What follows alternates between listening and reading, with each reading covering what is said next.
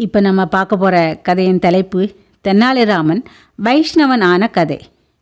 ராயரின் அரசவையில் இருந்த வைஷ்ணவ ஆச்சாரியார் ஒருவர் தெனாலிராமனை வைஷ்ணவனாக ஆக்கிவிட்டால் அவன் மரியாதையுடன் நடப்பான் என்று நினைத்து தெனாலிராமனிடம், நீ வைஷ்ணவனாக மாறிவிடு, உனக்கு வேண்டியதையெல்லாம் மன்னரிடம் சொல்லி நான் செய்து தருகிறேன் என்று வாக்களித்தார்.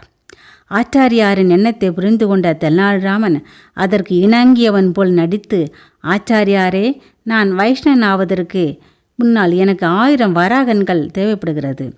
அதை அரசிடம் சொல்லி முதலில் வாங்கி கொடும் என்று கூறினார்.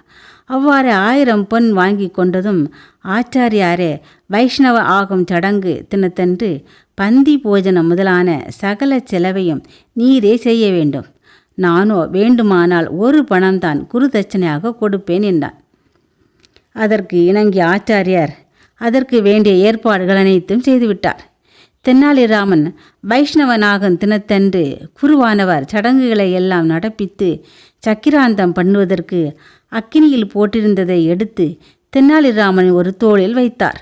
உடனே வலி தாங்காதவனை போல நடித்த தெனாலிராமன், ஆச்சாரியாரே, அரை பணத்திற்கு போதும், அரை பணத்திற்கு 1 தூள் சூடுபட்டது போதும் என்று கூவிக்கொண்டே ஓட ஆரம்பித்தான். கூடியிருந்தவர்கள் எல்லாம் கலீரென்று சிரித்தனர். ஆச்சாரியார் அவமானத்தினால் தலைகுனிந்தார். தெனாலிராமனுக்கோ 1000 வராகன்கள் மிச்சமாயிற்று.